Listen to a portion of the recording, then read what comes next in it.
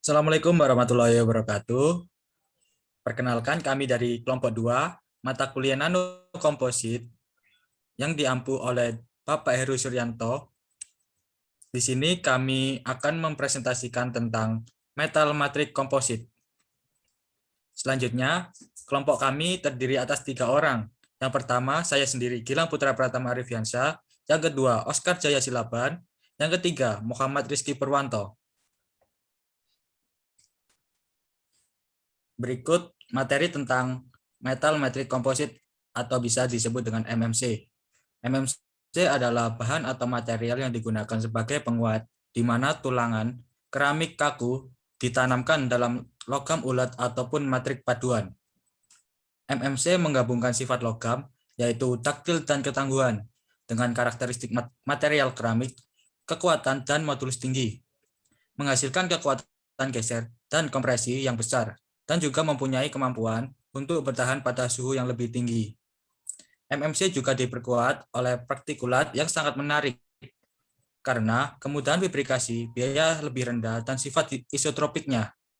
MMC telah diproduksi oleh beberapa rute pemrosesan, seperti serbuk logam lurgi, deposisi semproh, paduan mekanis, dan berbagai macam pengecoran.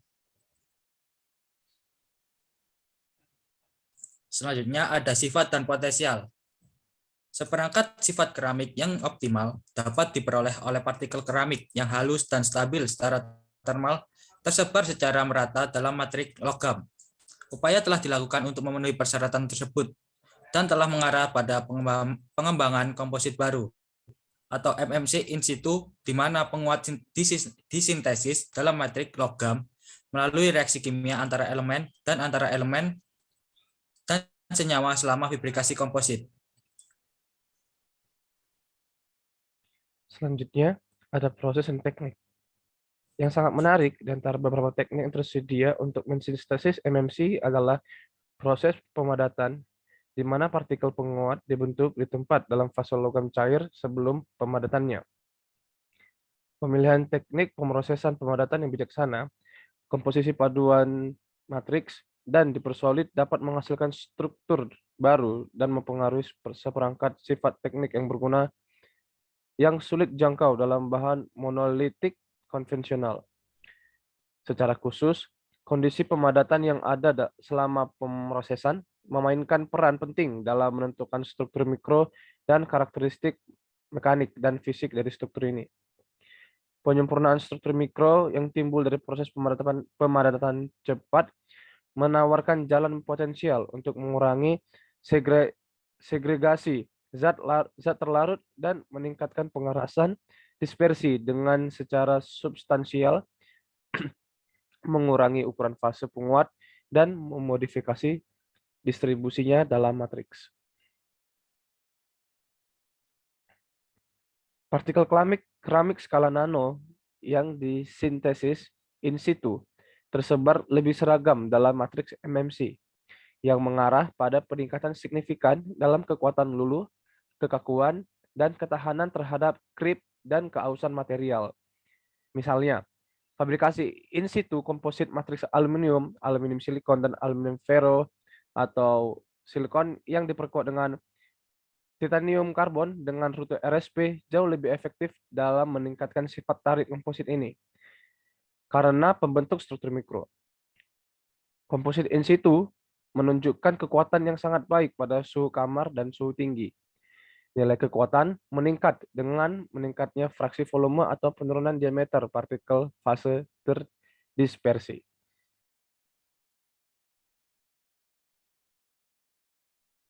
Oke, jadi ini gambar yang menunjukkan peningkatan kekuatan dari in situ fabrikat titanium karbon.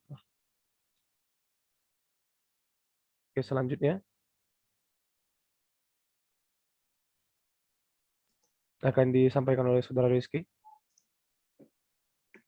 Karena dimensi yang sangat kecil, banyak sampel nanokristalin pada dasarnya berbeda dari dan seringkali lebih unggul dari polikristal konvensional dan padatan amorf.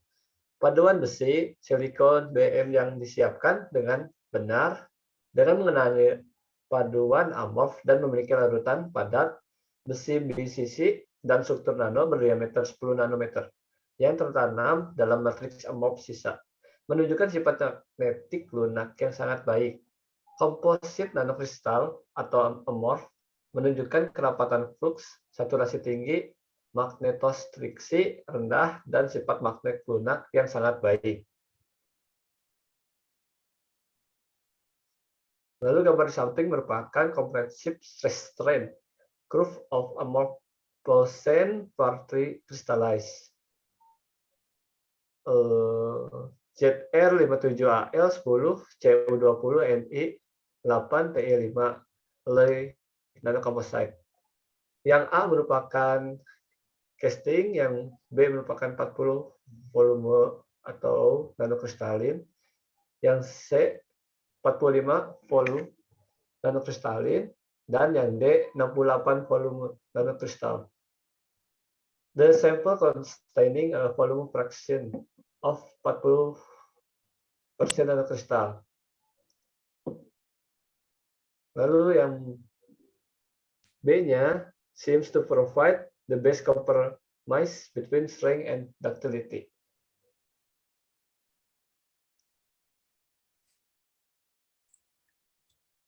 Baik teman-teman, kali ini kami akan menjelaskan materi tentang bulk ceramic nanocomposite for desired mechanical properties.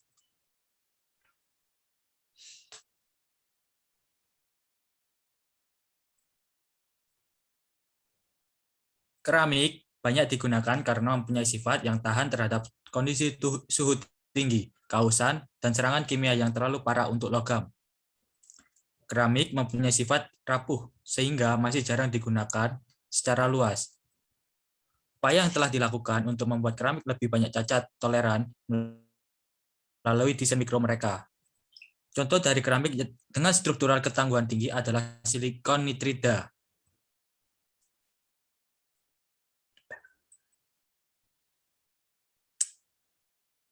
Bahan-bahan ini memiliki ketangguhan tinggi dan kekuatan suhu ruang serta ketahanan yang baik terhadap korosi dan oksidasi. Kekuatan suhu tinggi di atas 1000 derajat Celcius dikompromikan oleh ketahanan krep yang rendah dan terjadinya pertumbuhan retak subkritis. Fenomena tersebut disebabkan oleh pelunakan fase kaca yang terletak di batas butir karena suhu ditinggikan. Cara yang mungkin untuk mengatasi masalah ini adalah fabrikasi Si3N4 dipadukan dengan SiC, nanokomposit. Beberapa pendekatan yang telah digunakan untuk meningkatkan kemampuan proses sinterability dan sifat suhu tinggi silikon nitrida monolitik dengan keberhasilan yang terbatas. Variasi dispersi partikel nano ke rasio matrik. Contoh bahan tersebut adalah dispersi SiC dengan matrik C, yaitu grafit pirolitik, yang berfungsi baik sebagai thermal penghalang pada pesawat ulang-alik karena ketahanannya yang sangat baik terhadap oksidasi dan thermal terkejut. Salah satu rute untuk mempersiapkan sistem komposit ini adalah dengan deposisi uap kimia menggunakan reaksi gas multikomponen. Misalnya, dispersi SiC berukuran 10-100 nanometer dapat dibuat dengan pirogapit menggunakan prekursor SiCl4 dipadukan dengan C3H8 dipadukan dengan H2 atau SiCl4 dipadukan dengan CH4 di CVD.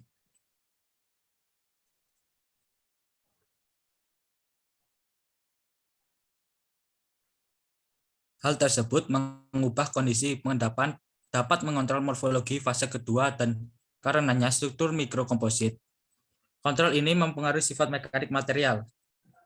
Tertanam nanokristalin karbida komposit, terutama yang memiliki matrik karbon amorf dan seperti berlian, dapat dipertimbangkan untuk aplikasi tribologi.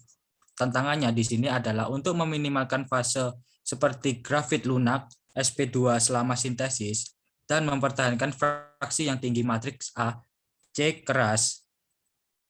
Deposisi laser berdenyut di mana bulu-bulu laser ablasi dari grafit dicegat oleh plasma logam berenergi rendah yang dihasilkan oleh scattering magnetron. Pada suhu dekat kamar, telah berhasil digunakan untuk membuat 10 nanometer nanokristalin TIC dipadukan dengan TIC-N. Tertanam secara seragam di A sampai dengan C dengan karakteristik seperti berlian.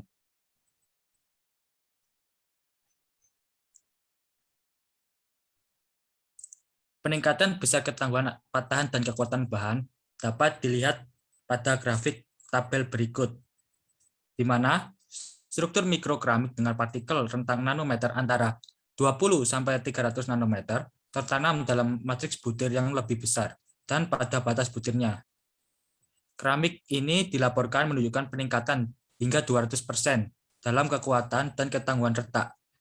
Lebih baik retensi kekuatan pada suhu tinggi, dan sifat Krebs yang lebih baik seperti SiC, Al2O3, ZrO2, dan Si3N4.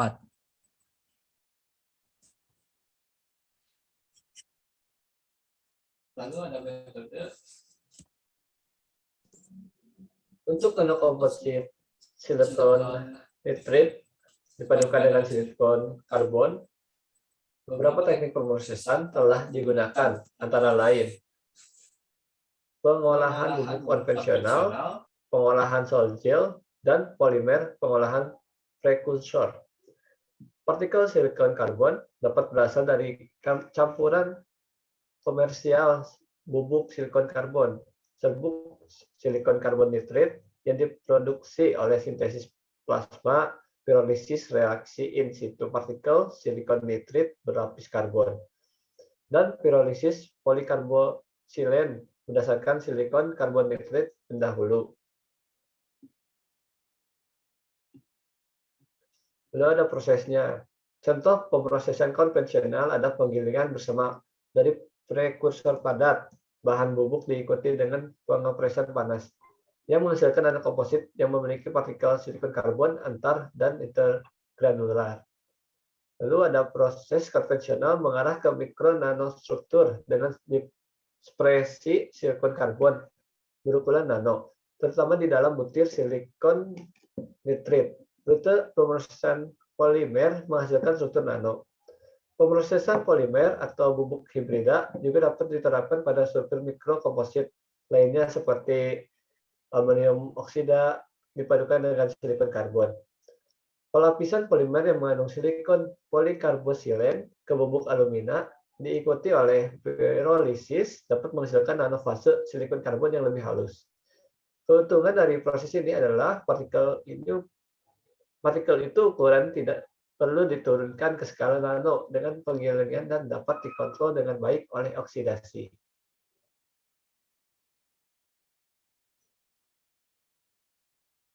Lalu, sintering tekanan gas atau sintering tanpa tekanan adalah teknik pemrosesan yang paling menarik. Namun, hingga saat ini, penelitian tentang sintering tekanan gas telah menggunakan serbuk campuran yang menghasilkan dispersi serbuk yang buruk, aglomerasi silikon karbon, dan perubahan kimia fasa gelas akibat reaksi dengan silikon karbon. Efek penguatan pada sifat mekanik silikon nitrit nanokomposit tidak dipahami dengan baik. Efek penguatan dan ketangguhan ukuran nano karena ekspansi thermal ketidaksesuaian yang diusulkan dengan komposit aluminium oksida dipadukan dengan silikon karbon perlu diperiksa secara kritis untuk komposit silikon nitrit dipadukan dengan silikon karbon.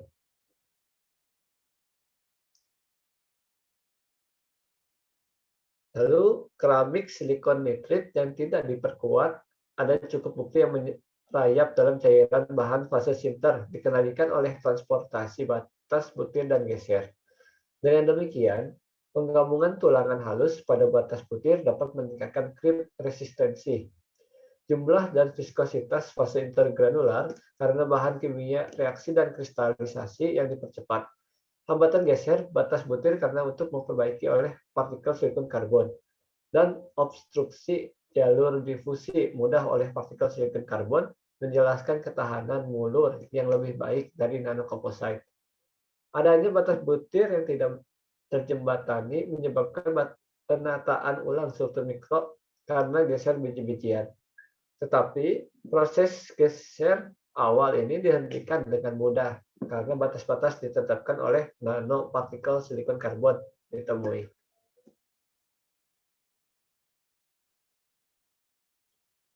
Adanya batas butir yang tidak terjembatani menyebabkan penataan ulang struktur mikro karena geser biji-bijian. Tetapi proses geser awal ini dihentikan dengan mudah karena batas-batas ditetapkan oleh nanopartikel silikon karbon ditemui. Faktor tambahan yang perlu hati-hati kontrol adalah fraksi volume tulangan pada batas butir sebagai lawan di dalam biji-bijian. Sifat erosi komposit tersebut juga layak disebutkan. Tegangan permukaan sisa yang disebabkan oleh penggilingan dan pemolesan nanokomposit, misalnya aluminium oksida dipadukan dengan silikon karbon dan alumina monolitik cukup berbeda. Dan penelitian menunjukkan bahwa tegangan permukaan sisa dalam nanokomposit lebih sensitif terhadap perlakuan permukaan.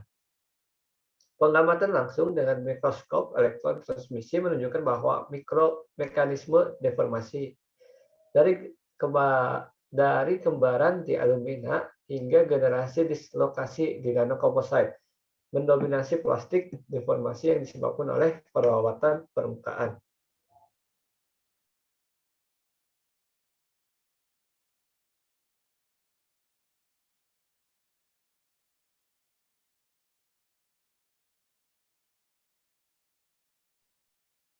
Oke, selanjutnya ada crack tip bridging by particles. Crack tip bridging by particles adalah mekanisme utama untuk memperkuat keramik nanokomposit. Partikel rapuh kecil, misalnya partikel silikon karbida dalam aluminium oksida komposit silikon karbon, menyebabkan ujung retak menjembatani pada jarak kecil di belakang retakan. Tegangan sisa di sekitar partikel menyebabkan mekanisme penguatan beroperasi efektif, bahkan pada pemuatan fraksi volume kecil dari silikon karbon. Peningkatan kekuatan nanokomposit karena pengurangan ukuran cacat kritis dicapai dengan denda dispersi nanopartikel. Selanjutnya ada fraktur intergranular yang bertanggung jawab untuk fraktur pada alumina monolitik ditekan dalam nanokomposit karena retakan perpanjangan sepanjang batas butir ditekan oleh partikel yang mengikat kuat antar muka matriks-matriks. Oleh karena itu, fraktur transgranular adalah mode umum fraktur dalam nanokomposit. Dispersi. Mendispersi partikel logam fase kedua ke dalam keramik tidak hanya cocok untuk meningkatkan sifat mekanik keramik, tetapi juga menyajikan berbagai macam keuntungan untuk menambah fungsi baru seperti sifat magnetik, listrik, dan optik. Karena efek ukuran dispersi logam berkurang nano. Film granular dapat dibuat dengan fase keramik tertanam dengan butiran logam ukuran nano. Misalnya, FeAl2O3 dan Fe silikon O2. Film semacam itu menampilkan transportasi optik dan magnetik yang tidak biasa dan sering ditingkatkan properti. Parameter penting yang mempengaruhi perilaku fisik film granular adalah ambang perkolasi dari fase logam tertanam. Metode dan solusi, metalurgi serbuk konvensional, proses kimia seperti sol gel, dan metode kopresipitasi juga dapat digunakan untuk membuat serbuk komposit untuk nanokomposit keramik paduan logam seperti aluminium oksida, W, MO, Ni, Cu, CO, Fe, dan Zr, O2 paduan Ni, MO, manganoksida Fe, CO, Ni, dan sebagainya. Mereka disinter dalam reduktif atmosfer yang memberikan dispersi homogen partikel logam di dalam keramik matriks. Penyempurnaan mikrostruktur dengan nanodispersi dan peningkatan plastisitas, kekuatan patah, ketangguhan, dan atau kekerasan. Kesimpulan, keunggulan nanokomposit keramik tidak hanya terletak pada kekuatan mekanik material komposit, tetapi juga pada sifat mekanik lainnya seperti ketangguhan patah, kekerasan, dan ketahanan mulur. Tingkat perbaikan dalam sifat-sifat ini tergantung pada sistem komposit yang terlibat. Meskipun ada beberapa generalisasi dalam mekanisme penguatan dan ketangguhan dalam komposit tersebut, seperti defleksi retak dan jembatan ujung retak oleh partikel terdispersi, ukuran sebenarnya, lokasi dan fraksi volume partikel sangat mempengaruhi hasil akhir sehubungan dengan perilaku mekanis. Oke, itu sekian dari kelompok kami. Apabila ada pertanyaan, silakan tulis di komentar. Kami akan sebisanya menjawab dan secepat mungkin. Kami pamit undur diri. Wassalamualaikum warahmatullahi wabarakatuh.